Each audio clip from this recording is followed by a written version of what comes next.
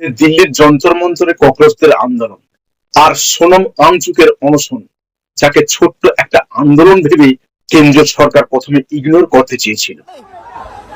यहाँ फोर्स कर रहे हैं, पुलिस वाले फोर्स कर रहे हैं यहाँ पे, ये पुलिस वाले फोर्स कर रहे हैं, पुलिस वाले फोर्स कर रहे हैं यहाँ पे, ये पुलिस वाले फोर्स कर रहे हैं यहाँ पे, हाथापाई हो रहा है, हाथापाई हो रहा है।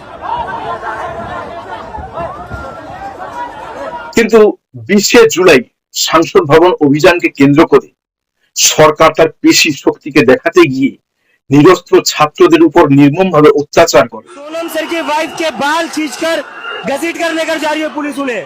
देखिए देखिए अभी भी पुलिस ये देखिए लड़ाई देखिए, ये देखिए किस तरीके से मार रहे हैं, ये लाठी चार्ज देख सकते हैं आप यहाँ पर।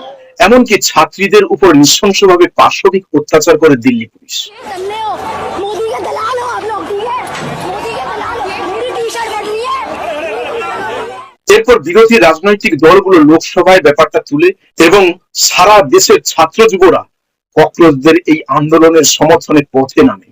আজ হারাহারি সারা ভারতবর্ষের ছোট বড় সমস্ত শহরে এই আন্দোলন ছড়িয়ে পড়েছে, কিন্তু কেন্দ্রীয় সরকারের দম্ভ একটুকুও কমেনি।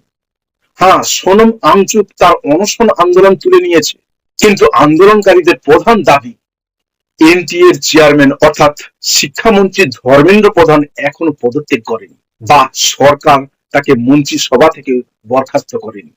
গতকাল মধ্যরাতে প্রধানমন্ত্রী নরেন্দ্র মোদী সোশ্যাল মিডিয়াতে লাইভে এসে বলেন, নয়া কানুন লায়েঙ্গে আর সখ্ত অ্যাকশন লেঙ্গে।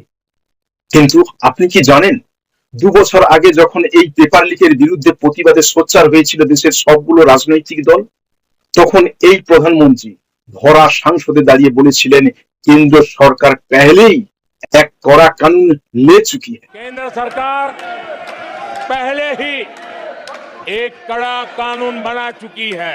नीट के मामले में लगातार गिरफ्तारियां की जा रही আজ है। সারা দেশ জুড়ে যখন উত্তাল, সারা দেশের বিভিন্ন শহর বিভিন্ন রাজ্যের মানুষ এই আন্দোলনকারীদের পাশে দাঁড়িয়েছে, তখন আমাদের প্রধানমন্ত্রী বলছেন अब जल्द से जल्द उस बिल को पारित किया जाएगा। सोमवार से संसद का दूसरा सप्ताह शुरू हो रहा है, तब जल्द से जल्द उस बिल को सदन में पारित कराने का प्रयास किया जाए। মানুষ আর বোকা নয় মোদিজি, কতবার বোকা বানাবেন? আপনার যদি কোনো পদক্ষেপ নেওয়ার মানসিকতা থাকতো, তাহলে যে সংস্থার উপর দায়িত্ব অর্পণ করেছেন দেশের বড় বড় পরীক্ষাগুলোকে অর্গানাইজ করার, তার মাথা থেকে পা পর্যন্ত আজ জেলে থাকতো, এটাই ভারতবাসী দেখতে পেত। তাই অনেক কষ্ট করে মধ্যরাতে আপনি ভিডিও বার্তার মাধ্যমে দেশবাসীকে বার্তা দিতে চাইলেও আপনার কথা কেউ বিশ্বাস করছে না আজ। Your voice.